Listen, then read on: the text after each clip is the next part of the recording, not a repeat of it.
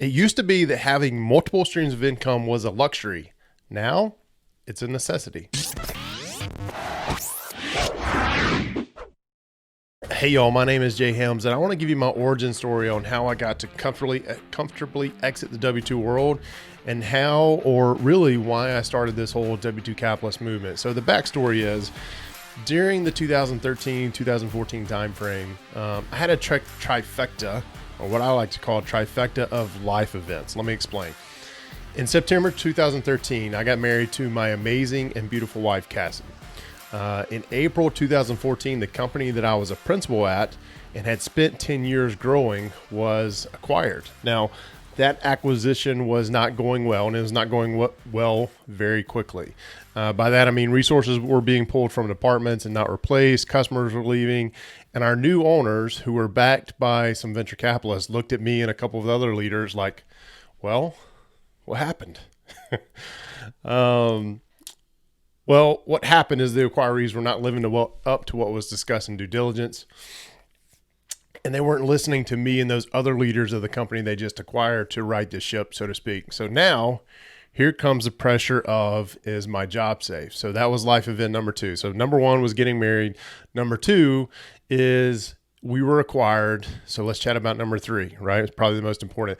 Number three, about the same time the company was acquired, my wife and I discovered kid number one was on the way. So all of these emotions, right? The company where I was employee number five, right? I was employee number five on the payroll, which was essentially being ripped apart. Customers were leaving. Our new owners weren't listening.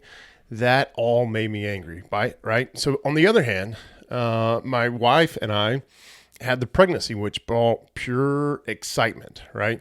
Excitement, joy, and confusion. And I mean, I wasn't confused on how the pregnancy happened. We were trying, but the amount of emotions you tap into on the verge of becoming a new parent for the first time are just overwhelming, right? You don't even know, at least I didn't even know those emotions existed until we found out there was a bun in the oven.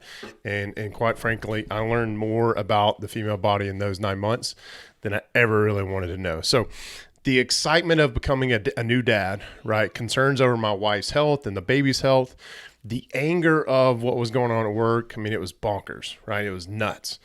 And in the back of my head, with all this going on, I'm thinking, if I get let go from work, we have a baby on the way. What will I do, right? And I felt stuck, especially since I wanted to be a VP one day. And not just any VP, but a VP of a huge company, right? So what I wanted to accomplish, I remember being at college and trying to figure out who and what I wanted to be in life, right? I graduated college in 2001. I was a computer science major. I was a minor in business administration. I was a walk-on for the football team, aka tackling dummy. And the more I studied about business, the more I really tapped into this idea of being an amazing businessman. I even taped up this section of paper. I was going to do like this, but in college, I had one of those, if you remember those bookshelf beds, right? As a bookshelf was the headboard. So there was a little bit of a hangover. When I laid down, I could look up and I'd see the underbelly of the bookshelf. So I taped up this piece of paper that read manager with an arrow to director, and then an arrow from director to VP.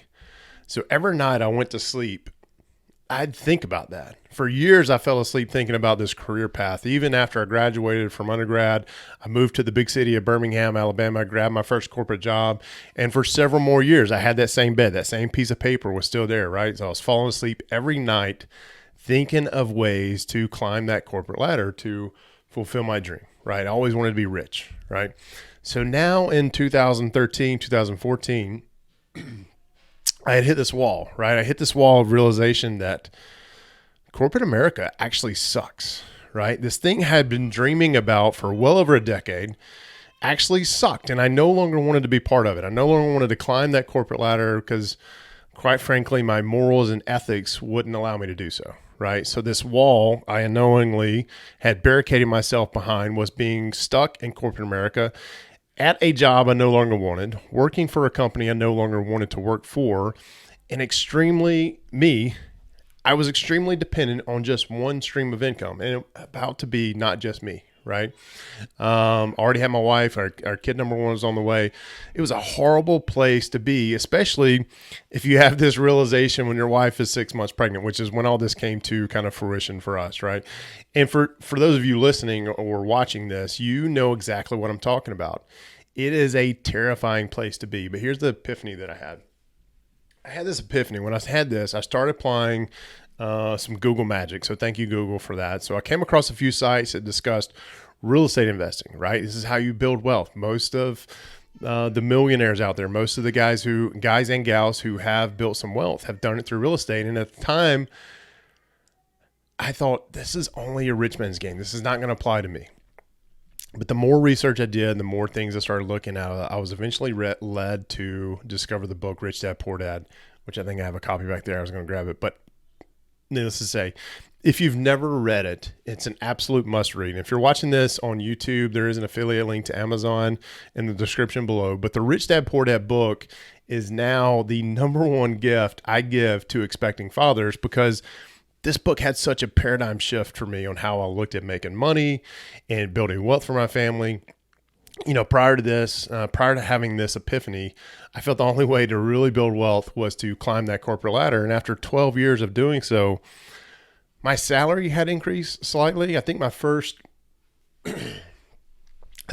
true salaried position out of college was like $33,000. And at the point of the acquisition in 2014, I was a little over $100,000. But during that time frame, I went back to school. I grabbed my master's in business administration. I became a certified project management professional. But even though my salary grew, my net worth, now my family's net worth, was actually negative, which I didn't even know was possible, right? So my epiphany was I needed to stop worrying about climbing the corporate ladder, stop worrying about impressing the CEO and my boss with the idea that I was going to be rewarded, right, with this huge gain or pay increase or increased stock options that were going to catapult me out of the negative net worth and start focusing on truly building wealth. In reality, if I impressed my boss, chances are I would gain more responsibility without any financial compensation, right? Corporate America just does not proactively reward loyalty. Now, during this epiphany, I also realized that, I started asking the question, who is going to take care of me and my family financially, right? Regardless of what was happening around me, this was my responsibility, right? And the way I was trying to accomplish building wealth was completely wrong. Back in the day when we realized something was wrong, we referred to this as, hey, you got to man up. You got to man up to make it right. So I needed to man up to that one stream of income from a disloyal venture capitalist group that saw me as a corporate drone who needed to work harder with less resources and trying to sell me on a bill of goods like what's best for the company, right? Now, that is an equation for a horrible way to try to live and have a successful life. And I fell for it, right? And I fell for it for way too long. Not only did I fall for it, but I lacked the confidence to stand up to or man up to those guys, or really wasn't those guys, but it was stand up to that way of living, right? And if I'm taking full responsibility for this, which I am, it is completely my fault for not finding the courage sooner to take the first step outside of that lifestyle. So here's the plan. I finally did it, right? So with the help of my always supporting wife, we started focusing on surrounding ourselves with like-minded people who want to build wealth and multiple streams of income by buying cash flowing assets so that one day I could walk away from being a corporate drone. This is my meme for drone for whatever reason. Now, that day came a lot sooner than expected with the COVID-19 layoffs, but all the emotions I had just 6 years earlier and concerns over being laid off and having a family and, the pressure of how am I going to financially provide for them, I don't have those, right? As a matter of fact, this last week in the W2 Capitalist Mastermind, which I'm surrounded by I would say super uber motivated and successful people every week. We talk about, going big or going bust was what we were talking about this week. And one of their members, Adam Z, he dropped this line, which I found extremely motivating. But he said, either I'm going to be a billionaire or I'm going bankrupt.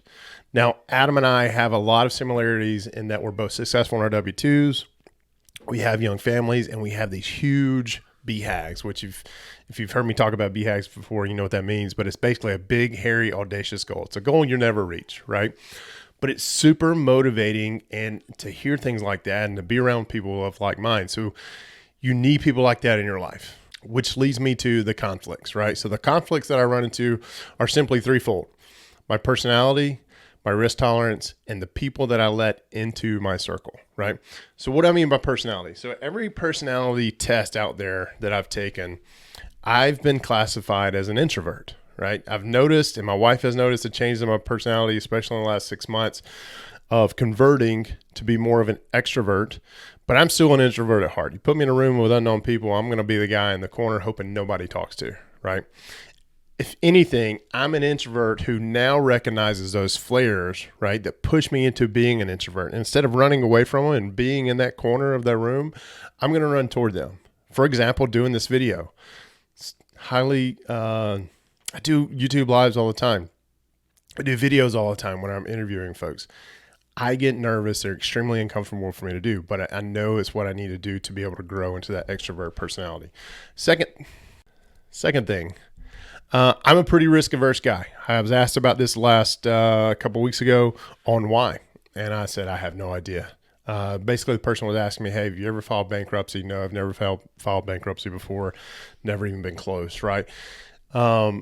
But I'm just a pretty risk-averse guy. I think it has a lot to do with the way I was brought up and the way I was raised, and appreciate that, mom and dad. But I only like taking well-calculated risk. And quite frankly, this past week, I actually came to a realization that that part of my personality is why I'm not more successful, right? It's going to take a lot to knock those well-ingrained beliefs and attributes off, but I know that's where my journey needs to be in order for me to be more successful.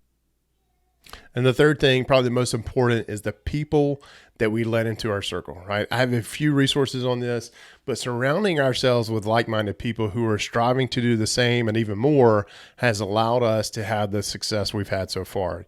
You have to surround yourself with the right people, right? So here we are today, right? Let's talk about the achievement. We started on this journey 6 years ago, so here we are today, right? So in 2014, we made the plunge, right? We purchased our first rental property. It was a $22,000 foreclosure that took $9,000 to make it livable. It rented right away at $600 a month. Today, in 2020, late 2020, we have 328 units in our portfolio, and thanks to COVID, we're full-time real estate investors, right? Now, this transformation, now I am a far distance away from where I want to be, but the transformation is and continues to be incredible, right? Because the transformation has been more than just calling ourselves, full-time real estate investors. As a matter of fact, that didn't even come to our plan until a few years after that first rental property acquisition. The transformation is I worry less about money. The transformation is I worry less about how I'm going to provide for my family. The transformation is I work on my schedule and I'm building wealth for my family, not the wealth of a CEO's, right? We now have 3 kids under 5, and I get to spend a large part of my day hanging out with them. And it's all because I found the courage to go after that first rental property. Now we have these multiple streams of cash flowing assets. And that's why I created the W-2 Capitalist, right? There are approximately 100 million W-2 workers in today's workforce. If you include the 1099 folks, there's even more than that. I think it's like, 1099s make up like 20%. So close to 120 million workers in today's workforce. The vast majority being millennials, right? Who are right in that age range where I was when I had this epiphany that working for the man is not going to make you rich, right? A job, a JOB, stands for just over broke, which is exactly where I was when I found the courage to acquire that first rental, right? So if I can help just 1% of that 100 million or 120 million, if I can help 1 million W-2 earners have the same transformation that I had and that same epiphany that I had, I would consider that a successful career.